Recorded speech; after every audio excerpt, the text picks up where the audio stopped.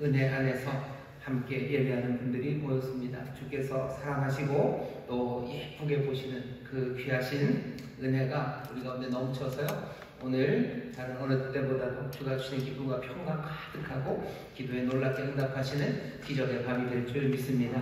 좌우에 계신 분들에게 서로 믿음으로 격려해 주시죠. 주님이 사랑하십니다. 주님이 사랑하십니다. 주님이 사랑하십니다. 감사합니다. 주님 사랑하십니다. 오늘 우리에게 주신 하나님의 말씀, 사도행전 말씀입니다. 사도행전 13장 말씀 같이 읽겠습니다. 사도행전 13장 1절부터 3절까지 말씀입니다. 사도행전 13장 1절부터 3절까지입니다. 다 찾으신 것 같은데요. 사도행전 13장 1절부터 3절까지 말씀을 우리 다 같이 한 목소리로 봉독하겠습니다. 안디옥 교회에 선지자들과 교사들이 있으니 곧 바나바와 니게르라 하는 시므온과 구레네 사람 루기오와 분봉왕 헤롯의 젖동생 마나엔과 및 사울이라. 주를 섬겨 금식할 때 성령이 가라사대 내가 불러 시키는 일을 위하여 바나바와 사울을 따로 세우라 하시니 이에 금식하며 기도하고 두 사람에게 안수하여 보내니라. 아멘. 오늘 설교 제목은요, 감당하고 금식하고 기도하고 라는 제목으로 말씀을 나눌 겁니다. 감당하고 금식하고 기도하고 라는 제목으로 말씀을 나눌 겁니다. 지난주였나요? 우리 짧게 말씀을 전하면서 안디옥 교회 얘기를 좀 했습니다. 안디옥 교회가 11장 26절을 보면, 사도행전 11장 26절을 보면 안디옥에서 처음으로 그리스도인이라고 불려지기 시작했습니다. 그 전까지는 이 사람들이 누구지 정체성이 확립이 안 됐습니다. 근데 안디옥 교회에서 이 사람들은 그리스도인이라고 따로 불려지는 특별한 정체성을 가진 한 집단으로 사람들에게 보여지기 시작했습니다. 사람들이 안디옥 교회에 있는 그 사람들을 그리스도인이라고 불렀을 때는 어쩌면 존중의 의미로 그 사람들을 불렀을 수도 있어요. 이 사람들이 너무 특별해요. 흔히 볼 수 없는 사람들이요. 아름다운 사람들이고 훌륭한 사람들이고 멋지고 이 땅에 소망이 될 만한 뭔가를 갖고 있는 사람, 존중의 그리고 사랑의 마음을 담아서 그리스도인이라고 불렀을 수도 있고요. 아니면 뭔가 좀 이상해서 이 사람들은 뭔가 잘 모르겠지만 뭔가 좀 특별하고 이상한 것 있고 존중은 없고 그냥 일단의 경멸의 마음들 그리고 무시하는 이름으로 그리스도인이라고 불렸을 수도 있습니다. 하지만 적어도 누가가 사도행전을 기록하면서 사람들이 그리스도인이라는 걸 존중의 마음으로 불렀건 아니면 경멸의 마음으로 불렀건 간에 여기 이 말씀을 기록한 누가에게는 그리스도인이라고 불렸던 게 큰 영광이고 기쁨이었던 게 분명합니다. 처음으로 그리스도인이라고 불렸다는 걸 감격하면서 적어놓고 있습니다. 지금 이 시대를 살아갈 때 있어서도요, 사람들이 기독교인이라고 말하는 사람들 아니면 예수 믿는 사람들이라고 사람들이 얘기를 할 때 어떤 사람들은 존중의 마음을 담아서 이야기하는 사람도 있고 아니면 그때처럼 경멸의 마음을 담아서 그리스도인, 예수 믿는 사람, 예수쟁이 이렇게들 부르는 사람들이 있습니다. 사람들이 부를 때는 존중, 경멸, 그것 어떤 것인지 우리가 알 수 없지만 적어도 그리스도인이라는 이름 자체가 누가가 그 이름이 불려졌을 때 감격하고 그것을 기쁨으로 받아들였던 것처럼 우리가 그리스도인이라는 사실에 대해서 적어도 우리 자신들은요, 이 말씀을, 이 이름을 기쁨과 감격으로 받아들여야 됩니다.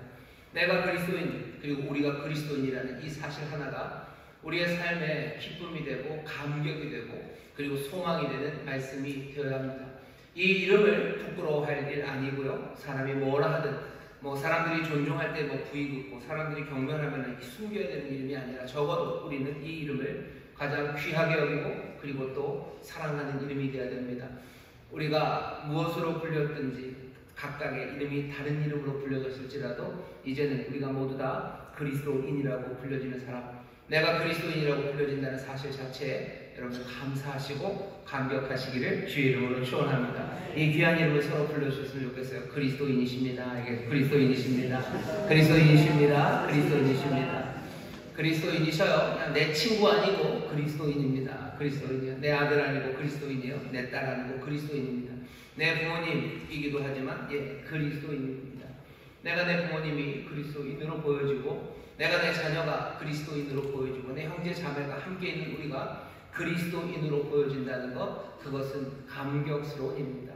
우리의 삶이 바뀌었다는 증거예요. 내 삶의 정체성이 이제 다른 것으로 정해지지 않습니다. 나는 그리스도인이라는 것, 그것으로 내 삶이 설명되고 우리의 삶이 설명되는 사람들, 그 사람들이 그리스도인입니다. 오늘 이 밤에 그리스도인에 대해서 다시 한번 생각을 해보려고 합니다. 도대체 어떤 사람들이기에 그리스도인, 우리는 어떤 정체성을 가졌는지, 아니 그러면 그 정체성이 어떻게 만들어지는지를 좀 살펴보려고 합니다. 오늘 추석이라 아마 가족들과 함께 아침에 감사 예배들을 드리셨을 거고요. 그리고 식사들을 아마 같이 하셨을 겁니다. 아니면 일정에 따라서 조금 늦춰질 수도 있겠는데 저희 집은 오늘 아침에 예배를 드리고 아침을 먹었어요. 아마 아침을 먹고 나서였나 그때쯤에 요새는 좋죠. 군대 간 큰아들 녀석이 전화를 했습니다. 나름 그 녀석이 장손이에요. 그래서 어려서부터 추석 명절이나 아니면 설 명절에 예배를 드리면 어려도 뭐 기도를 맡아서 했었습니다. 장손이 군대를 가서 이제 전화를 했어요. 전화를 했는데 엄마는 아마 설거지 하느라고 이러면 안 되는 건데 그래도 되는 건데 설거지를 하라고 부엌에 가 있고 아이들 이렇게 조카들 사촌들이다 우리들이 있는데 전화를 하더라고요. 그래서 추석 아침인데 아침 잘 먹었냐 그랬더니 아주 투명스럽게 아침 뭐 나왔냐 그랬더니 스크램블 에그요. 아니 추석날 아침에 스크램블 에그 주냐? 국방부가 제정신이냐? 그러면 국은 뭘 줬냐? 그랬더니 국은 뭘? 나가사키 짬뽕을 줬대요. 이상하다. 그래서 조금 슬퍼요. 추석날 아침에 스크램블 에그라 무슨 나가사키 짬뽕 국물을 먹고 이제 그러고 있는데 이제 엄마가 이제 와서 이제 전화를 받는데 엄마를 스피커폰을 하죠. 엄마랑 전화를 하면서는 또 그런 얘기를 하더라고요. 그래도 송편도 먹었대요. 우리 먼저 전화해도 우리는 배신감이죠. 잘 먹었다고 얘기를 하지. 우리한테는 아무렇게나 얘기해도 되는 거예요. 근데 엄마한테는 걱정할까 봐 했는데 송편도 먹고 잘 먹었대요. 부대 전체가 차례를 지냈다고. 딱 그 얘기를 듣는 순간 큰 눈치는 아니지만 저희 집 한 10명 정도 모인 사람이 좀 조용해졌어요. 왜냐하면 아시는 것처럼 차례 지내면 절하고 이러잖아요. 그러니까 갑자기 탁 조용해졌어요. 그래서 얘가 어떻게 했을까 싶은 거죠. 그랬더니 다행히 그날에 태영 녀석 말이 절하라고는 안 그러고 자기 옆에 서 있었대요. 그러니까 갑자기 이제 안도의 한숨이 훅 쉬십니다. 왜 그런지는 아시죠? 예수 믿는 사람, 그리스도인 그러면 차례 제사 아니면 어디다 절하는 거 그거 하지 말아야 되는데 라는 생각이 있습니다. 그러니까 그리스도인 그러면 어떤 모습일지가 그림이 그려집니다. 분명히 우리가 갖고 있는 그리스도인에 대한 사람들의 기대가 있고요. 우리 스스로도 그리스도인이 해야 할 것, 하지 말아야 될 것에 대한 생각들이 있습니다. 그런데 사도행전에 그런 얘기는 없을 거예요. 왜 사도행전은 군대에 가서 같이 차례를 지내고 그럴 상황들은 없기 때문입니다. 그리고 우리나라가 아닌 다른 나라에서 예수님 믿는 사람들은 그 문제 때문에 그렇게 많이 어려워하지는 않죠. 그러면 한국에 예수 믿는 사람들, 아니면 미국에 있는 사람들, 그 사람들은 다 다른가? 앞에 붙기는 하죠. 한국 사람이고 한국 그리스도인, 미국 그리스도인들 다른 이름이 붙겠지만 결국 공통으로 그리스도인이라는 이름이 붙습니다. 여러분들이 그리스도인에 대해서 기대하는 바가 있어요. 그리스도인들 이런 거다라는 정체성이 있습니다. 아마 군대에서 뭔가 공사를 앞두고 돼지머리를 앞에다 놨을 때 그리스도인들은 그래도 적어도 절하지 않는 사람이라는 정체성에 대한 그림이 있죠. 그 그림들은 이제껏 교회에서 신앙을 배워오고 우리 앞에 살아갔던 믿음의 사람들이 삶의 태도들, 신앙생활을 하면서 어찌 살았는지 우리에게 보여줬기 때문에 그리스도인은 이런 거다라는 그 정체성에 대한, 그 삶에 대한 목록들이 쭉 있는 겁니다. 오늘 우리가 사도행전을 보는 건요, 그 처음 정말로 어쩌면 각각의 문화나 아니면 국가나 시간이 지나면서 덧붙여진 것들이 있고 조금 곳곳마다 다른 것들이 있지만 정말로 처음으로 그리스도인이라고 불려졌을 때의 정체성, 그러면 어떻게 보면 원류입니다. 정말로 그리스도인이라고 말할 수 있는 엑기스죠. 정말로 그리스도인이라고 말할 수 있는 그것 도대체 뭘까에 대해서 오늘 말씀이 우리에게 알려줍니다. 오늘 이 말씀을 잘 읽으시면서요, 내가 그리스도인이라는 사실에 대해서 다시 한번 확인하시고 또 어떻게 정말로 그 그리스도인의 정체성을 우리가 가질 수 있는지 다시 한번 생각해 보시면 좋겠습니다. 자, 보시죠. 오늘 말씀 처음 시작을 이렇게 되어 있습니다. 안디옥 교회에 선지자들과 교사들이 있으니 곧 바나바와 니게르라 하는 시므온과 구레네 사람 루기오와 분봉왕 헤롯의 젖동생 마나엔과 및 사울이라. 여기 보면 5사람이 나옵니다. 5사람이 나와요. 선지자들과 교사들이라고 하는데 안디옥 교회는요 5명의 리더가 있었던 것 같아요. 그리고 다 5명의 리더들을 보면 뭐 천편일률적이지 않습니다. 각각이 다 다릅니다. 바나바는 어떤 사람이죠? 우리가 지난번에 한번 봤죠. 바나바는 구브로에 살았던 유대인입니다. 그러니 뭐 포로로 잡혀가고 흩어지고 여러 곳으로 흩어졌는데 바나바는 어디 살았냐면요 구브로라는 섬. 구브로 그러면 굉장히 좀 꿉꿉한데 이름이 사이프러스 그러면 굉장히 상큼하죠. 사이프러스라는 지중해 저쪽 어디죠? 이스라엘 쪽에 붙어있는 큰 섬 하나가 있습니다. 그 구브로라는 섬에 살았던 유대인이에요. 거기 살다가 예루살렘으로 옵니다. 그러니 삶이 파란만장하죠. 구브로에서 어쨌든 태어났고요. 구브로에서 살았지만 이 사람은 유대의 전통을 사랑하는 사람이고요. 하나님의 말씀 안에서 소망을 품었던 사람입니다. 그런 사람 바나바입니다. 뭔가 재산도 좀 있었던 사람이에요. 그래서 초대교회 예루살렘에서 자기 재산을 다 팔아서 교회에 드렸던, 우리가 지난번 11장 읽을 때 봤죠. 착한 사람이고요. 믿음이 충만한 사람이고 성령 충만한 바나바라는 사람이 있습니다. 그림이 그려지시죠. 이 사람 구브로의 유대인이었던 사람이에요. 또 한 사람은 시므온입니다. 이름은 시므온이고요. 뭐라고 불려졌냐면 니게르라고 불려졌어요. 니게르라는 건요 검은 사람이라는 뜻입니다. 흑인이라는 뜻이에요. 아마 시므온은 흑인이었을 겁니다. 그러니까 니게르라고 불렸겠죠. 무슨 영화에서 사람들이 흑인인 사람들을 놀리고 비하하는 말로 니그로 이런 말들을 씁니다. 니게르 그냥 여기서 그대로 나온 말이에요. 그냥 검은 사람이에요. 안디옥 교회는 검은 사람이 있습니다. 니게르라고 하는 시므온이 거기에 있어요. 바나바와 그림이 확 다르죠. 그 다음에 또 구레네 사람 루기오입니다. 구레네에서 온 사람 루기오. 이 사람도 또 달라요. 그 다음에 사람은 좀 더 다릅니다. 이 사람 이름은 마나엔이에요. 분봉왕 헤롯의 젖동생입니다. 분봉왕 헤롯이죠. 그 왕 헤롯 맞습니다. 헤롯 대제의 아들들이 있어요. 그 중에 한 아들 헤롯, 그 헤롯의 젖동생입니다. 어려서 같이 컸던 사람 마나엔이에요. 그러니 어쩌면 헤롯 가문의 사람일 거고요. 유대 내지는 에돔, 그 근처에 조금은 섞인 그런 사람. 삶의 배경은 굉장히 귀족적이고요. 그리고 부유했던 집안에서 태어났고, 왜 이 사람이 여기 안디옥까지 와서 이 교회, 안디옥 교회의 일꾼이 되었는지 그 스토리는 잘 모릅니다. 하지만 조금 상상은 할 수 있죠.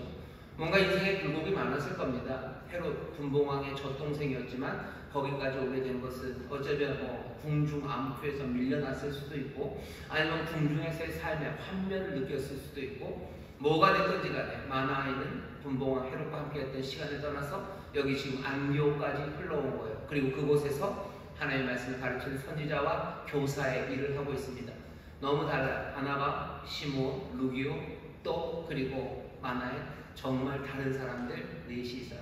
거기에 마지막으로 한 사람 더는 누굽니까? 사울입니다. 사울은 어떤 사람이에요? 이 사람은 파란만장한 사람이에요.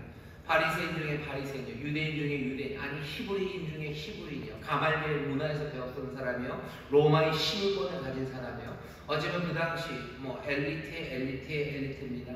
유대인 중에 유대인, 히브리인 중에 히브리인, 가장 유명하다는 가말리엘 문화에서 배웠던 사람, 게다가 로마의 시민권을 가졌던 사람. 그래서 장래가 촉망되는 어쩌면 유대교회 미래의 총아가 어쩌면 사울이었을 겁니다. 배경도 좋고요. 그리고 자라온 과정도 좋고요. 어느 것 하나 이 사람의 미래를 예측하지 못할 게 없어요. 이 사람은 유대교의 미래입니다. 유대교의 꿈이었던 것 같은 사람, 사울이 이제 여기 안디옥에 예수 그리스도, 그 나사렛에서 죽었던 예수를 전하고 가르치는 선지자와 사도가 되어 안디옥에 와 있어요. 파란만장한 사람들이 모였습니다. 온갖 종류의 사람들이 다 모였습니다. 아마 이렇게 저렇게 떠돌아야만 됐던 사람들, 그 사람들이 모였습니다. 이 다양한 사람들이 안디옥 교회를 이루고 있고요. 그리고 놀랍게도 거기에서 그 사람들을 몽땅 다 뭐라고 불렸어요? 그리스도인이라고 불렸습니다. 여기 내 삶의 정체성을 말하는 건 참 많습니다. 여기 어떤 분들은 바나바 같은 분들도 있으실 거고, 어쩌면 시므온 같은 분들, 루기오 같은 분들, 분들, 아니면 마나이 같은 분들, 아니면 사울 같은 분들도 있을 거예요. 하지만 이 모든 것들은요, 모든 이름들, 내 모든 삶의 역사들, 아니면 내 삶을 설명하는 모든 것들은요, 다 사라지고 안디옥 교회 사람들은 그냥 뭘로 불렸어요? 그리스도인이라고 불렸습니다. 뭐 우리식으로 말하면 좀 어색하지만 기독인입니다. 왜냐하면 기독교라는 게 그리스도교, 크라이스트를 중국 사람들이 음차한 겁니다. 그리스도를 그러니까 한자로 쓰면서 기독이라고 쓴 거예요. 어떻게 그리스도가 기독이 됩니까? 아마 그리스도라 기독을 중국말로 읽을 때는요, 좀 그 중간점 어디쯤 될 겁니다. 그래서 기독교라는 게 그리스도교라는 얘기예요. 그래서 기독교 그럴 때 그 기독이 그리스도라는 말을 음차해서 한자로 쓴 거기 때문에 그리스도인이라는 말을 그냥 그대로 그 시스템으로 오면 그냥 기독인이라는 이야기가 될 겁니다. 기독인 그럼 조금 어색해요. 그냥 그리스도인이 좀 더 요즘은 낫기는 합니다. 하지만 옛날 사람, 얼마 전까지도요, 뭐라 그래야 되나, 한국에 있는 그리스도인들은 그리스도인이라는 이름보다도 기독인 이런 이름들을 많이 썼어요. 중요한 건 뭡니까? 우리의 삶의 배경이 다 다르고요. 우리의 인종적인 배경이 다르고, 내 삶에 걸어온 길이 다르고, 내가 예전에 꿈꿨던 것과 내가 가려는 길들, 그것들이 다 다를지라도 모두가 다 그리스도인이라는 이름으로 불려졌다는 것. 여기 지금 각각의 사람들이 있습니다. 제가 봐도 여러분들이 다 달라요. 여기는 청년들도 보면 제가 다 다릅니다. 쭉 보면 압니다. 다들 달라요. 여기 어른들 계신데요. 여러분들도 다 달라요. 여러분들 삶의 모습들이 다 다릅니다. 악수만 해봐도 어떤 분은 악수해 보면요, 손이 부들부들 하신 분이 있어요. 어떤 분은 정말로 딱딱한 나무 같은 손이 있어요. 그 손만 잡아봐도 삶의 그 과거가 보입니다. 그냥 운동 많이 해서 손이 딱딱해진 게 아니에요. 여러 가지 고생하고 힘들면 어쩔 수 없습니다. 손이 딱딱해져요. 단단해진 손들, 거친 손들, 어떤 분들은 부드러운 손들, 얼굴에 주름이 달라요. 나이가 똑같이 들었다고 해서 주름이 다 같이 생기는 건 아닙니다. 어떤 사람들의 주름은 그 사람이 살아온 모습이, 삶이 얼마나 힘들고 어렵고 그리고 가진 풍상을 겪었는지 그 주름이 말해줍니다. 어떤 주름들은 분명히 주름은 주름이지만 그래도 곱게 자랐고 또 곱게 하나님께서 인도해 주셨구나 하는 주름들이 있어요. 우리가 지나온 길이 다 다르고 우리의 얼굴에 주름들이 다르고 우리의 손이 다릅니다. 하지만 우리 모두는 그리스도인이라고 불려진 사람들.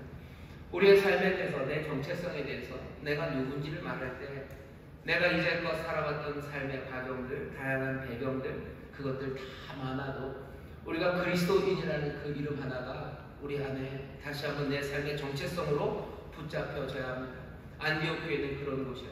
수많은 종류의 사람들이, 정말로 다양한 사람들이 함께 모여서 그 삶을 살아가지만 모두는 그리스도인이라고 불려지며 거기에서 역동성이 생깁니다.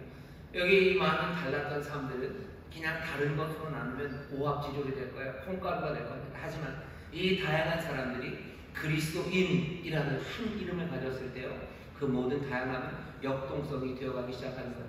사람들은 다양성을 존중하는 세상에 산답니다. 하지만 다양성을 존중하는 거기에 그냥 다양성만 있다면 그냥 다양한 걸로 끝나는 거죠.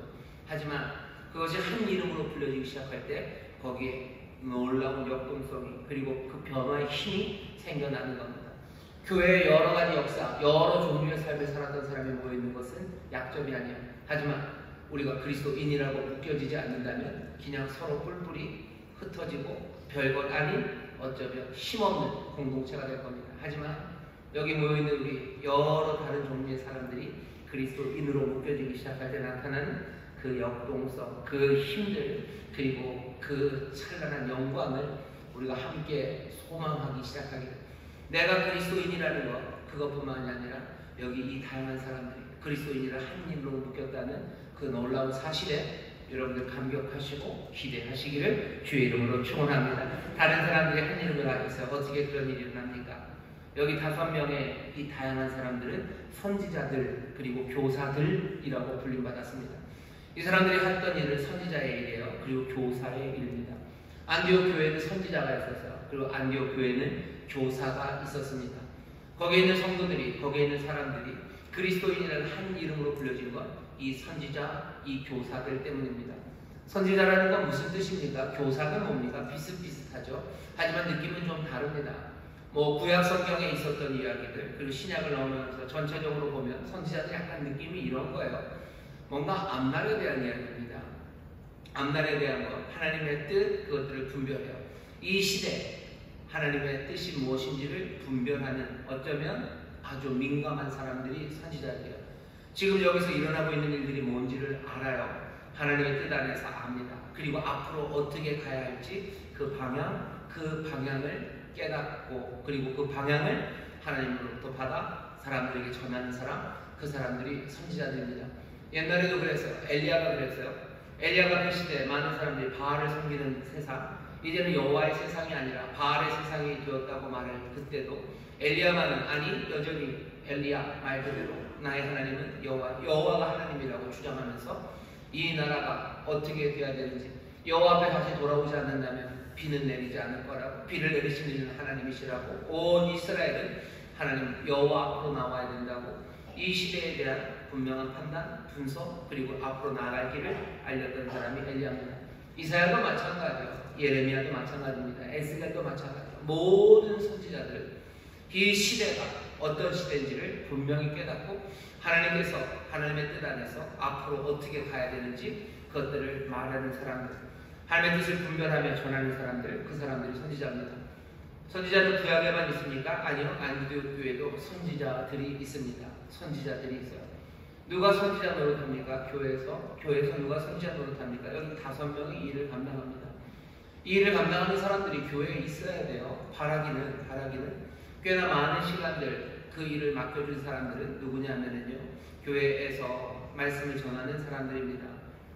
뭐 담임 목사가 하는 일들 중에 하나가 뭐 선지자들의 일을 하는 거예요. 담임 목사는 무슨 일을 합니까?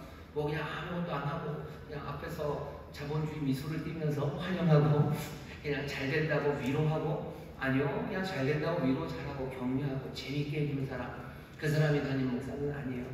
그런 사람이 뭐 있어도 뭐 나쁘진 않습니다. 그죠? 재밌는 사람이 있으면 좋죠. 앞에서 좋은 얘기 해주는 사람이 있으면 좋죠. 하지만 그런 사람들만으로는 그리스도인은 만들어지지 않습니다. 교회는 누가 있어요? 선지자가 있어야 그리스도인이 됩니다.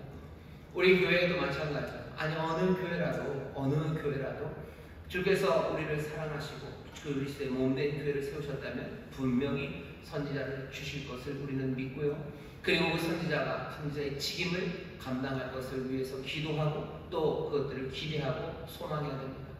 우리는 그리스도인이에요. 여기 그냥 모여있는 인천 시민 여러분들이 아니셔요. 여기 계신 여러분들이 그냥 대한민국 21세기 대한민국을 살아가는 젊은 청년들이 아니셔요. 우리는 그리스도인으로 모였어요. 그러려면 교회는 누가 있어야 됩니까? 선지자가 있어야 돼요. 선지자가 이 시대가 어떤 시대인지, 그리고 하나님께서 이 시대 미래를 향해서 어떤 뜻을 우리에게 보이시는지 그것들을 말할 수 있는 사람들이 있어야 됩니다. 강하게, 더 풍성하게, 그리고 더 온전하게 선지자의 일을 감당하기를 여러분 어떻게 하셔요? 기대하셔야 돼요. 그리고 그 일을 맡은 사람들을 위해서 여러분 기도해 주셔야 됩니다. 여러분 저를 위해서 기도하실 때, 아니면 교회 목회자들을 위해서 기도하실 때, 아니 우리 교회 선지자들을 위해서 기도하실 때 무슨 기도하셔야 돼요? 그냥 우리 목사님 건강하시고 감사합니다. 가족이 평안하시고 고맙습니다. 건강하고 그리고 가족 평안해서 그래서 뭐 하려고 무슨 이상적인 가족 하나 우리 교회 만들어 놓으면 그거에 좋아서 우리 담임 목사님 가족이 그냥 행복하고 그러면 우리가 보고 우리도 참 좋겠네. 여러분 그렇게 기도하실 일은 아닙니다. 그럼 이제 제 건강을 위해서 아무도 기도를 하는 사람, 건강하고 가족이 평안해야 하나님의 일을 잘할 수 있으니 기도하실 거예요. 하지만 정말로 기도해야 되는 건 뭐예요? 선지자의 사명을 감당하도록 이 시대 하나님께서 이 시대가 어떤 시대인지 분명히 보이시고, 하나님께서 그 미래로 앞으로 무슨 뜻으로 우리를 인도하시는지 그 말씀이, 그리고 그 인도하심이 분명한 하나님의 예언의 말씀이, 하나님의 선지자에게 보시는 하나님의 성령이 충만하기를 여러분 기도해 주셔야 돼요. 저만을 위해서 기도하는 거 아닙니다. 목회자들 위해서 기도하셔요. 누가 됐든지 그 은사를 주시느니 교회는 선지자들이 있어야 돼요. 그것 위해서 기도하셔야 됩니다. 선지자가 없으면 그 교회는 그리스도인으로 채워지지 않습니다. 여기 선지자들만 있는 건 아닙니다. 누가 있어요? 교사들이 있어요. 교사들이 있습니다. 교사들, 우리 교회는 잘 됐어요. 교사가 많아요. 뭐 유해꿈에도 많고 교사 많으니까 우리는 됐네. 그렇죠. 나쁘지 않죠. 교사가 있으니까 됩니다. 교사는 뭐 하는 사람들인데요? 교사는 뭐 하는 사람들이냐? 교사는 다른 것 아니라 나사렛 예수, 우리가 알고 있는 바로 그 예수가, 그 예수님, 그분이 정말로 구약 성경에서 얘기했던 그 유대인들이 기다렸던 바로 그 그리스도이심을, 바로 그 그리스도이심을 가르치는 사람들이 교사입니다. 여기 그리스도가 기냥은 안 돼요. 왜? 구약 성경 모르면 안 됩니다. 모를 수 없는 게 그냥 그리스도라는 이야기가 다른 어떤 문화에도, 그리고 다른 어떤 문헌에도 정말로 하나님의 뜻하신 바 그 그리스도를 설명한 곳은 다른 데는 없어요. 구약 성경, 여기 유대인 이스라엘 안에 이 그리스도의 씨앗들을, 그리고 이 가르침들을 그 역사 안에서, 왜 하필 이스라엘입니까? 그건 하나님의 택하심이에요. 그 유대인들, 그 이스라엘의 역사 안에서, 그 아브라함, 그 계보 안에서 하나님의 그리스도가 누군지를 보이셔서요. 그 위대한 세상의 구원자가 되시고 세상을 통치하시는 그 그리스도가 다른 분이 아니라 바로 그 십자가에서 달려 돌아가셨던, 그 갈릴리를 걸었던 그 나사렛 예수가 그리스도이시고, 죽으시고 부활하시고 이제 하늘에 올라가신 바로 그분이 그리스도이심을 논증하고 가르치고 설명하는 사람들, 그 사람들이 교사입니다. 이 교사가 있어야 되는 거예요. 이거 말고 다른 교사들 교회에 있어도 되고 없어도 됩니다. 종이접기를 가르치는 선생님들 있어도 되고 없어도 됩니다. 정말로 우리가 이 교회에서 기대하는 사람들은 교양인을 만들어내는 게 아니에요. 교회가 무슨 르네상스인을 만들고 교양인을 만들고 건전한 시민을 만들고, 여기 교회가 그런 일을 하는 곳은 아닙니다. 교회는 어디예요? 그리스도인을 만들어내는 곳이에요. 그리스도인이 되기 위해서는 어떻게 해야 되는데요? 바로 그분이 그리스도인, 그분이 아무 이름이나 붙인 그리스도 아니에요. 그냥 세상에 말하는 메시아 아니에요. 세상에 말하는 구원자 아니에요. 바로 그 말씀이 가르쳤던, 그 말씀이 설명하고 기대하고 소망하게 했던 바로 그 그리스도임을 가르치는 것, 그것이 교사들이 할 일입니다. 내 그리스도, 우리의 그리스도, 그분을 가르치는 일이에요. 예꿈의 교사들 많아요. 중고등부 교사들 많고, 또 어른들은 교사가 없습니까? 저도 교사고요. 그리고 우리 목회자들 교사고, 어쩌면 여러분들 구역에 있는 구역장도 교사로서 일을 감당해야 될 겁니다. 뭐 가르쳐야 되는 거예요? 우리가 뭘 가르쳐야 됩니까? 뭘 가르쳐야 되는 거예요? 뭐 재미있는 취미가 뭐가 있는지, 가장 즐거운 취미가 어디 있는지, 가장 싸고 맛있는 맛집이 어디 있는지, 아니면 이 땅에 정치가 어떻게 돼야지 대한민국이 올바른 자유민주주의가 될 수 있을지, 거기에 대해서 가르치는 것, 좋아요. 나쁜 것들 아니죠. 좋은 것들 가르칠 수 있습니다. 하지만 그것들 가르친다고 해서 그리스도인이 되는 건 아닙니다. 정말로 우리가 그리스도인이 되기 위해서 교회에서 가르쳐야 되는 것, 그래서 교사들이 해야 될 일은 나사렛 예수, 바로 그분이 우리의 그리스도이심을 가르치기 시작하는 겁니다. 안디옥 교회는 그 일을 감당했어요. 안디옥 교회는 하나님의 은혜로 선지자들과 교사들이 있습니다. 적어도 이 5이 그 일을 감당했어요. 이 5 너무 적지 않습니까? 안디옥 교회가 그렇게 크지 않았을 겁니다. 이 5이 그 일을 하기 시작하죠. 이 일은 여기서 끝나지 않습니다. 안디옥 교회는 그러니 이 선지자들의 말과 교사들의 가르침, 그것이 이 5명으로부터 점점 퍼져나가기 시작하는 거죠. 바나바, 이 구브로에서 온 믿음 좋고 성령 충만한 착한 사람은 어쩌면 선지자로서의 일을 감당하고 교사로서의 일을 감당하다가 자기가 부족한 걸 알아요. 그리고 누굴 부릅니까? 사울을 부르러 다소까지 갑니다. 왜 다소까지 가요? 여기 있는 사람들, 바나바, 그리고 루기오, 시몬, 어쩌면 젖동생 마나엘까지 하나님의 말씀을 가르치는데 뭔가 조금 부족함을 느꼈었던 것 같아요. 아마 사울이 제일 마지막에 합류한 것 같습니다. 그러니 이름 마지막에 사울이 온 거예요. 사울, 뭘로 제일 유명한 사람이에요? 이 사람은 바리새인 중에 바리새인이에요. 정말로 가말리엘의 문화에서 배운 최고의 성경 선생이 바울입니다. 그러니 그 지중해 연안에 있는, 저 지중해에 있는 모든 사람들 중에 어쩌면 구약 성경을 제일 잘한다고 말할 수 있는 사람들 중에 한둘이 사울, 바로 이 사람입니다. 이 사람을 불러오는 거예요. 이 사람 불러와서 성경 가르치게 하는 거예요. 얼마나? 우리가 읽었던 11장 보면 안디옥에서 바나바와 사울이 1년간의 사람들을 가르쳤대요. 1년간 하나님의 말씀을 가르칩니다. 성경을 배우고 가르치는 그 1년간의 시간이 어떻게 됐어요? 결국은 그리스도인을 만들어내기 시작합니다.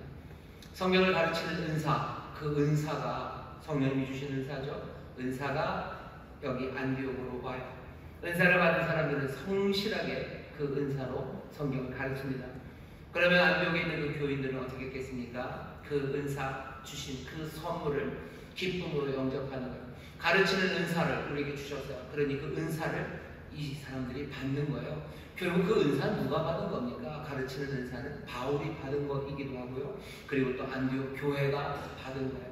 성령의 은사를 주는 건 교회가 유익이 되게 하시는 거예요. 그러니 여러분들 우리 안에 은사가 임할 때 즐거워하십시오. 즐거워하십시오. 왜? 결국은 그 은사는 누가? 교회 전체가 유익으로 하나님 우리에게 주신 귀한 선물로 받는 겁니다. 우리 교회에 은사가 많기를 바랍니다. 하나님께서 주신 은사가 많은데 특별히 이 선지자들의 은사 그리고 이 가르치는 은사가 충만해서 그 은사를 직접 받은 사람들 감사하고 기뻐할 뿐만 아니라 그 은사를 함께 결국은 교회에 주셨으니 온 교회가 성령님이 주신 그 선물을 기뻐하고 영접하면 됩니다.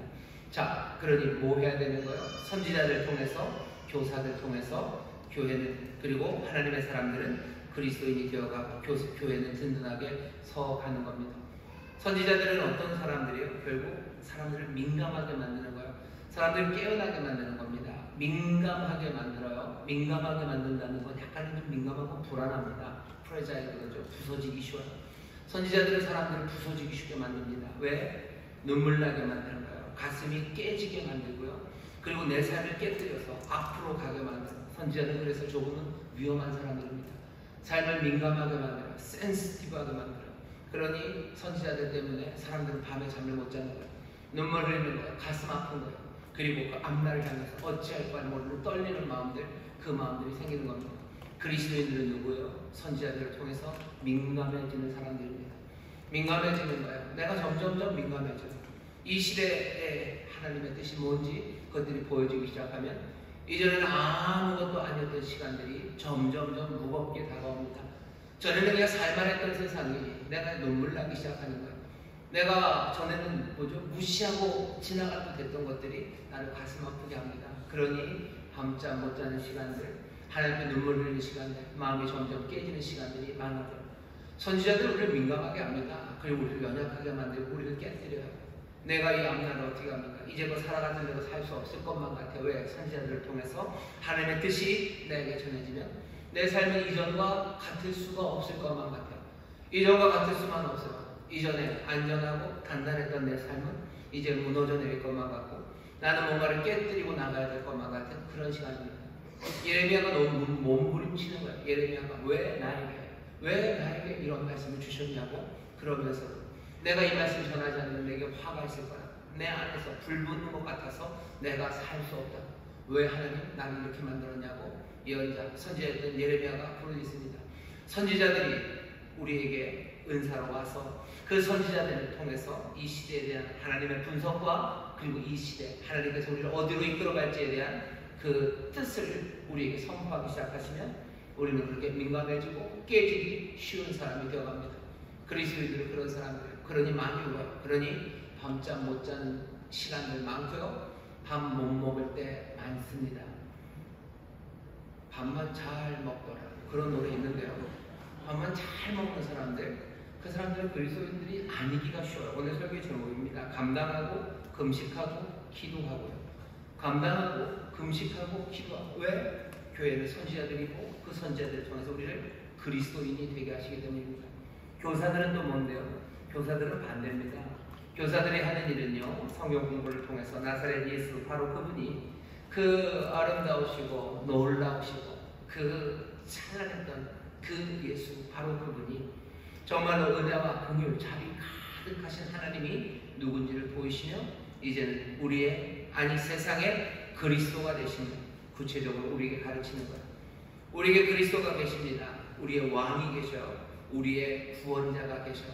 왕과 구원자가 누군지 분명히 깨닫게 하는 것은 우리의 삶을 어떻게 해요? 단단하게 만듭니다. 흔들리지 않게 만들어요. 우리로 의심하지 않게 만들어요. 넓은 단단한 반석 위에 세우셔서 수렁에서 사는 삶이 아니라 흔들리지 않는, 정말로 가야 할 길을 분명하게 하는 그런 사람이 되게 하시는 것, 우리에게 교사라는 은사를 주시고요. 그 교사들을 통해서 우리를 그렇게 그리스도인으로 만들어 가시기 때문입니다. 그러니 그리스도인들은 어떤 사람들입니까? 흔들리지 않는 사람들이요. 이 사람들 단단합니다. 좀 반대죠. 선지자들은 우리를 민감하게 만들어서요. 우리를 깨지기 쉬운 사람들, 깨져야 되는 사람들처럼 만들어내요. 하지만 교사는 우리를 정말로 든든한 반석 위에 세웁니다. 절대로 흔들리지 않아요. 절대로 빼앗기지 않아요. 그리스도, 바로 그분이 우리 안에, 우리가 그분 안에 있음을 우리 교사들이 하나님의 말씀을 통해서 우리에게 확인해 주기 때문에 그리스도인들은 흔들리지 않습니다. 안디옥 교회는 어떤 교회예요? 이 균형이 놀랍게 유기적으로 잡혀있는 교회입니다. 사람들은 점점 더 단단해져요. 흔들리지 않아요. 세상이 풍파 많고 우리의 모든 것들을 다 빼앗아간다 해도 절대로 아무것도 빼앗기지 않는 사람들처럼 단단하게 섭니다. 소망 빼앗기지 않아요. 믿음 흔들리지 않아요. 왜? 교사들을 통해서 누가 그리스도이신지 분명히 알기 때문입니다. 길을 잃어버리지 않아요. 생명 놓치지 않습니다. 늘 그곳에 단단히 뿌리 내리고 자라기 시작하는 그 담당함이 있는 교회. 하지만 선지자들을 통해서 민감하게 하나님의 말씀 앞에서 내가 어찌할 바를 몰라 앞으로 나가길, 주가 나를 인도하시는 그곳을 깨뜨리며 내가 나갈 것을 소망하는 그런 사람들. 안디옥 교회는 그런 교회, 그리고 그런 성도들로 가득했기에 사람들이 뭐라고 불렀어요? 그리스도인이라고 불렀습니다. 이 안디옥 교회의 이 다이내믹 안에 우리는 어디쯤, 아니 나는 어디쯤 있을까 생각하셔야 됩니다. 자, 이 일이 일어나면 어떻게 되는지 보시죠. 2절 보면 이렇게 되어 있습니다. 주를 섬겨 금식할 때 성령이 가라사대. 이 사람들 뭐 합니까? 주를 섬겨요. 그리고 금식합니다. 이렇게 선지자들과 교사들, 그래서 우리를 민감하게 하시고 깨지기 쉽게 만들고, 아니 또 믿음에 굳게 서서 흔들리지 않는 그리스도인이 되게 하시는데요. 그러고 나면 뭘 합니까? 주를 섬겨요. 그리고 금식합니다. 주를 섬겨요. 그리고 금식합니다. 섬긴다는 건 여러분들은 어떻게 이해하실지 모르겠는데, 주를 섬긴다 할 때 섬긴다는 건요, 뭐 이런 뜻으로 이해하시면 좋습니다. 섬긴다는 건 원래 헬라어 말 뜻은요, 국가를 섬기는 거예요. 그러니까 국가죠. 스테이트를 섬기는 거. 그게 여기 있는 말 그대로입니다. 근데 여기 스테이트가 아니겠죠. 주를 향해서 주를 섬깁니다. 우리의 주님을 섬겨요. 하지만 섬기는 방식은 나라를 섬기는 것과 비슷합니다. 국가를 섬긴다는 건 공적인 일이에요. 공적인 일들을 감당하는 겁니다. 군인으로 불렀어요. 그럼 군인으로서 나라를 섬기는 그 일을 합니다. 아니면 무슨 뭔가 재산을 관리하는 사람, 국가의 재산을 관리하는 사람을 불렀습니까? 그럼 국가의 재산을 관리하는 사람으로 그 일을 하는 거예요. 주를 섬긴다는 건, 나라를 섬기는 것, 공적인 일들을 감당하는 겁니다. 주님께서 우리에게 맡겨주신 공적인 일들이 있어요. 사람들, 그리스도인들은 뭐합니까? 주를 섬겨요. 주를 섬긴다는 게 무슨 소위 말하는 종교적인, 아니면 무슨 신비한 영적인 그렇게만 생각하시면 안 됩니다. 아주 근본적인 의미는요, 아주 공적인 일, 눈에 드러나는 일, 분명하게 맡기고 그래서 책임을 지운 그 일을 하는 거예요. 그 일이 국가가 할 때는 국가에 대한 섬김이 되겠죠. 하지만 우리는 국가를 섬기는 사람 아니에요. 주를 섬깁니다. 주를 섬겨요. 주를 공적으로 섬겨요. 나를 부르신 소명과 나에게 맡기신 사명, 그것들을 공적으로 감당해내는 것, 그것이 그리스도인들이 하는 일입니다. 무슨 일을 맡기셨는데요? 먼저는 예배하는 것, 우리에게 맡기신 일 분명합니다. 하나님을 찬양하는 일, 하나님을 예배하는 일, 우리에게 맡기셔서 이거 공적으로 우리가 해야 되는 일입니다. 또 우리를 여러 곳에 또 여러 모양으로 다양한 삶으로 우리를 부르셨어요. 우리를 소명하셨어요. 그리고 그 소명의 자리에서 감당해야 될 사명, 그 사명들을 분명히 주셨습니다. 우리를 불러내시고 그리고 보내신 그 일을 공적으로 감당해내는 것, 그것이 주를 섬기는 겁니다. 다시 말하면 하나님의 나라를 섬기는 것, 하나님의 나라를 위해서, 주의 나라를 위해서 공적으로 맡겨진 일을 내가 수행해 갑니다. 그게 그리스도인들이 할 일이에요. 하나님의 나라를 위해서 나에게 공적으로 맡겨진 일이 뭡니까? 드러나는 일들이에요. 드러나는 일들입니다. 전부 제 얘기만 해서 그런데, 담임 목사는 하나님의 나라를 위해서 공적으로 뭘 맡았습니까? 제가 해야 되는 건, 제가 주를 섬기는 건, 조용히 앉아서 어떻게 하고, 아니요. 제가 공적으로 해야 되는 건 하는 일이죠. 설교하는 일이에요. 뭐 신방하는 일이요. 그리고 또 여러 가지를 결정하고 판단하고 가장 좋은 것들을 찾아내고 뭐 어려운 말로 딱딱하게 뭐 교회 전체를 뭐 치리하는 치리권을 담임 목사에게 줬다 그러는데 하나하나 교회가 제자리를 갈 수 있도록 뭐 지혜롭게 결정해야 되는 일이 공적으로 제가 해야 되는 일입니다. 제가 주를 섬기는 것, 물론 금식하면서 주 앞에 무릎 꿇는 시간도 필요하지만 정말로 해야 되는 건 감당하는 일입니다. 오늘 설교 제목은 감당합니다. 그리스도인들은 감당해요. 하나님의 나라의 일을 감당합니다. 그게 그리스도인들이 하는 일이에요. 그리스도가 다스리십니다. 그러니 그리스도의 그 다스림에 하나씩 순종하면서 내게 주어진 그 일을 감당해 나가는 겁니다. 그게 그리스도인들이 하는 일이에요. 그런데 그 섬기는 일, 주를 섬기는 일은 그냥 안 됩니다. 이 사람들은 금식이요. 주를 섬기고 그리고 어떻게 해요? 주를 금식합니다. 금식은 뭔데요? 내 뜻을 부인하는 겁니다. 내 뜻을 부인하고 나를 부인하고 하나님의 뜻을 내 앞에 갖다 놓고 그것을 받아들이는 것, 그것이 금식의 의미예요. 금식은 나를 부인하는 겁니다. 먹지 않는 거죠. 나를 부인하고 나는 주를 따라가요. 내가 주를 섬기는 데 있어서 나는 나를 부인하고 주를 섬겨야 됩니다. 여러분들 여기까지만 이해하고 좋다라고 생각하시면 안 돼요. 그 일로 뭘 하는 거예요? 금식하는 겁니다. 의미만 따오려고 하지 마셔. 금식이 그런 의미가 있다는 거. 그러니 그런 의미만 찾으면 되겠다. 아니요. 주를 섬기고 그리고 금식합니다. 그리스도인은 어떤 사람들이요? 주께서 맡겨주신 일들을 감당하며 주를 섬기며 살아가요. 그리고 뭐합니까? 이 사람들 금식하며 살아갑니다. 그리스도인들은 금식합니다. 갑자기 막 찔리시죠? 오늘 주석이라 많이들 먹고 오셨는데 그래서 금식합니다.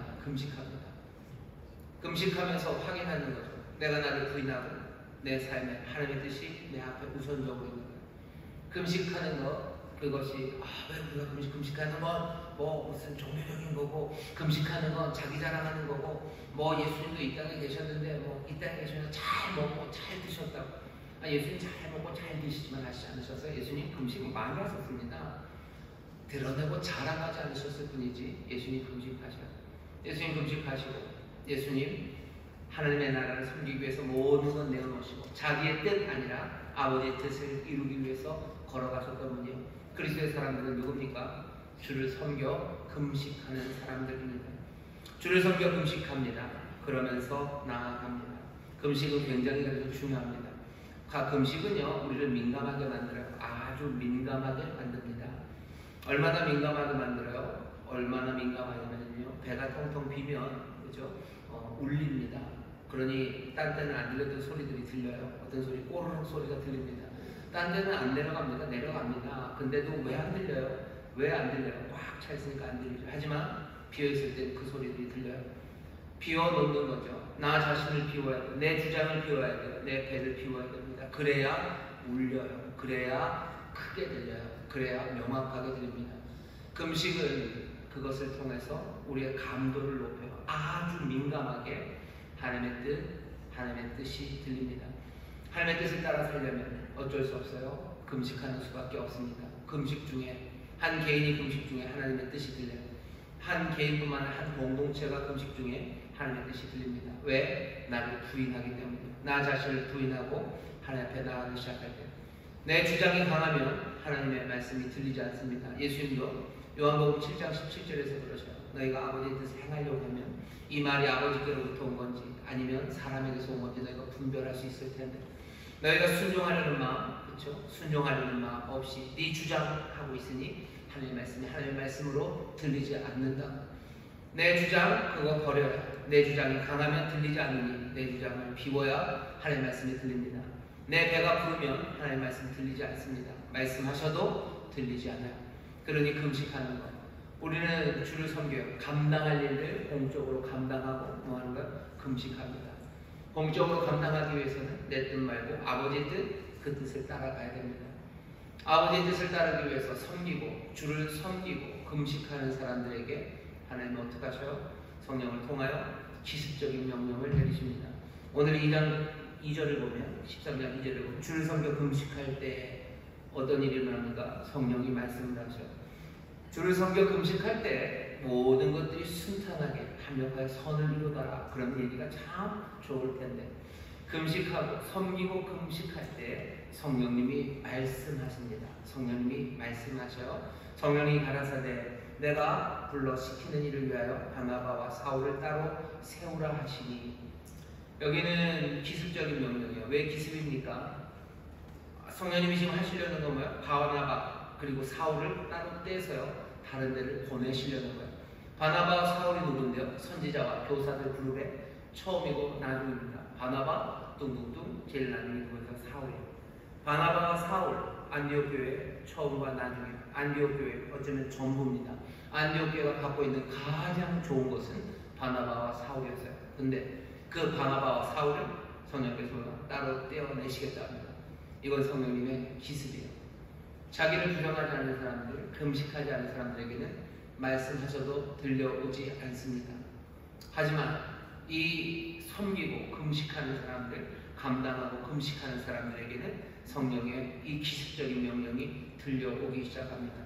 따로 세우래요. 어디로부터 분리하는 거예요. 그리고 선을 그으라는 겁니다. 분리하고 선을 긋는 건 그건 하나님 앞에 드려지는 겁니다. 따로 세워라. 이건 하나님 앞에 우리가 드리겠다. 안디옥 교회에게 말하는 거예요. 결국 안디옥 교회가 바울과 사울을 선지자로 어디로 보냅니다. 구브로로 먼저 갈 거예요. 하지만 안디옥 교회는 결국은 누구에게 드리는 거예요? 안디옥 교회가 하나님에게 드리는 겁니다. 안디옥 교회는 따로 구분해서 선을 그어서 하나님에게 드려요. 뭘? 자기들이 가지고 있는 가장 귀한, 가장 좋은 것, 처음과 나중을 안디옥을 그 하나님을 위해서 내어놓습니다. 성령은 와서 뭐 하는 거예요? 내놓으라고 얘기하시는 거예요. 내 나라 하나님께 드리자라고 말씀하시는 거예요. 금식하지 않은 사람들은 이게 들리지 않습니다. 그 일이 들렸을 때 어떡합니까? 이 사람들은 또 금식하며 기도합니다. 금식해요. 그리고 기도합니다. 금식하고 기도하고 어떻게 됩니까? 뭐 오래 걸리지 않아요. 안수하고 바나바와 사울을 보냅니다. 그게 안디옥 교회예요. 바로 그 교회에서 그리스도인이라는 이름이 붙여지기 시작합니다. 그리스도인들은 그러니 어떤 사람들입니까? 이 사람들을 감당하는 사람이에요. 금식하는 사람이에요. 성령의 기습적인 명령, 네 가장 귀한 것을 하나님 앞에 드려라 라는 그 이야기에 나를 부정하고 난 하나님의 뜻을 따르기에 내가 가장 귀한 것을 하나님 앞에 드리며 그리스도 왕 되신 주, 그 주님을 따르는 사람들, 그 사람들입니다. 그 안디옥 교회를 보면서 뭐라고 이름을 불러요? 그리스도인이라고 이름을 붙입니다. 오늘 말씀은 이렇게 설교가 길게 할 거라고 생각은 안 했는데 설교가 길어졌네요. 안디옥 교회가 어떤 교회인지 잘 보세요. 말씀이 충만합니다. 하지만 이 말씀을 가르치는 교사들은 뭘로 인도해 가는 거예요? 그리스도를 가르치는 거예요. 그리스도를 가르친다는 건 뭡니까? 왕과 주가 되심을 가르치는 거예요. 우리가 왕이 있어요. 우리에게 주가 있습니다. 그거 가르치면 결국 말씀은 어디로 가요? 그분이 내 왕이셔. 그분이 내 주님입니다. 그러니 말씀의 결과는 순종으로 나타나는 내가 그리스도를 내가 모셔요. 그 얘기는 그냥 바로 내 삶은 내 것이 아니라 나는 내 주, 내 그리스도에게 순종하는 삶이라는 거예요. 말씀의 결과는 그러니까 뭘로 나타납니까? 순종의 의지로 나타납니다. 내가 순종할 분이 계셔요.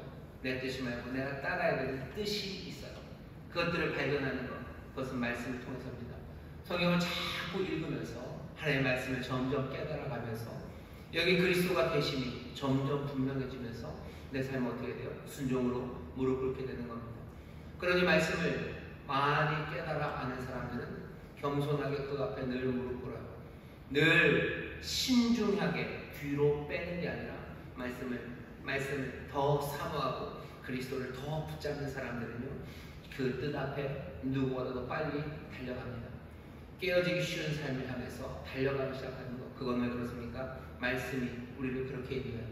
말씀을 우리를 단단하게 세우는 것이 우리를 선지자 그 가르침에서 멀어지게 하는 게 아니야. 선지자 우리를 깨어지기 쉬운 삶으로 우리를 인도해 갑니다. 말씀이 우리를 든든히 세우다. 우리의 주, 우리의 왕이 나를 부르시면 나는 얼마든지 그 깨어지기 쉬운 삶을 향해서 달려갑니다. 사울과 바나바 믿음의 든든한 사람들. 하지만 정말로 가보지 못한 길, 또 누가 부르지 않았으나 성령이 보내시는 그 길로 바나바와 사울은 달려갑니다. 바나바와 사울만 아니요, 안디옥도 달려갑니다. 안디옥도 자기가 가진 가장 귀한 것들을 부분에서 내게 드려라, 바쳐라 하는 그 이야기에 이 사람들 망설이지 않아요. 망설인 거 아닙니까? 아니요, 금식한 거예요. 자기의 뜻을 부인하고 주의 뜻을, 주의 부르신 그것 앞에다 놓고 그러면 기도하고 이 사람들 안수하고 보내는 사람들이 안디옥 교회 사람들입니다. 안디옥 교회는 그 말씀 안에서요 순종으로 나가요. 말씀을 배우면서 순종의 방향과 그 방법들을 점점 더 배워가는 겁니다. 그 길 가운데 뭐예요? 금식합니다. 계속해서 금식해야 돼요. 말씀이 정말로 말씀이 되기 위해서는 나를 부인하고 내가 주를 따라야 돼요. 금식은 그런 거죠. 나를 부인하고 주를 따르는 겁니다. 나를 부인하니 내 뜻 말고 주의 뜻만 있어요. 주가 뜻대로 가시는 그 길을 나는 따라가는 거예요. 십자가를 메고 가는 그 길은 금식하는 삶입니다. 그러니 예수 믿는 사람들 말씀 공부하는 거예요. 그리고 금식하는 겁니다. 그리고 뭐 하는 거예요? 기도하는 겁니다. 기도하며 말씀 읽으며 금식하며 기도하며 내게 주신 일을 감당하고 금식하고 기도하면서 나가는 사람들, 내 뜻이 아니라 주의 뜻을 따라 살아가는 사람들, 주께서 내게 원하시는 것들을 하나님 앞에 드리며 나아가는 사람들, 그렇게 되려면 선지자들 필요하고 그리고 말씀을 가르치는 교사들 필요합니다. 우리에게 하나님께서 그 은혜를 주시기를 기도하시고, 다시 한번 이 말씀은 안디옥 교회 여기 있는 이 5 사람들과 그 5 사람들을 통해서 점점 더 선지자와 교사들의 사명을 감당하기 위해서 자라나는 안디옥 교회 사람들, 그 그림들을 그리면서 우리 인천 소목의 모든 성도들도 정말로 이 땅에서 다른 이름이 아니라 그리스도인으로 불려지는 그런 선지자와 교사의 사명을 감당하고, 또 선지자와 교사들의 그 귀한 희생과 헌신, 숨김을 통해서 점점 더 민감해지고 단단해지고, 그래서 감당하고 금식하고 기도하는 우리 모두가 되시기를 주의 이름으로 축원합니다. 주의 이름으로 축원합니다. 기도하겠습니다. 하나님, 우리가 어찌 살아야 될지를 우리에게 깨닫게 하시고, 우리 혼자 살아가는 것 아닌 것이 분명합니다. 아버지 하나님, 교회 안에 유익이 되게 하시려고 선지자들을 보내시고 교사들을 보내시고 선지자 그리고 교사의 직임을 감당할 모든 은사를 우리에게 주신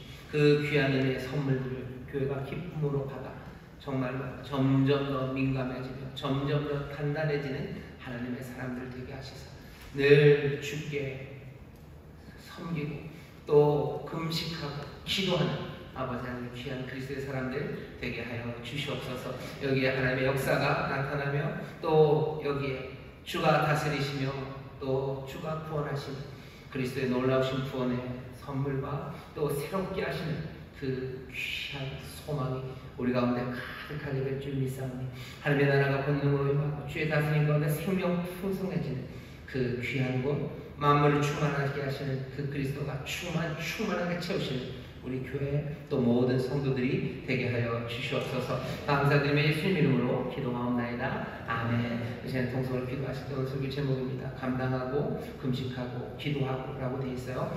주여, 내가 주께 감당하기를 원합니다. 하나님의 나라를 위해서 내게 맡겨주신 일들을 감당하며 나가기 원합니다. 금식하며 나가기 원합니다. 기도하며 나가기 원합니다. 내가 또 우리 모든 성도들, 우리 교회가 이 일을 감당할 수 있도록 우리에게 예언의 영을 더하여 주옵시고 우리에게 깨달게 하시는 진리의 영을 충만하게 하여 주시사 정말로 성령 안에서 그리스도의 사람들, 그리스도인들이 되어가게 하여 주옵소서. 우리 같이 기도하실 때 성령께서 우리의 마음과 생각을 인도하여 주시고 다시 한번 깨닫게 하시고 더 주 앞에 간절함으로 나가게 하실 줄 믿습니다. 주여, 새롭게 부르시옵니다. 함께 통성으로 기도합니다. 주여, 주여, 주여. 아버지 하나님 감사합니다. 아버지 하나님 감사합니다. 여러 사람들 주었습니다. 아버지 하나님 우리가 그리스도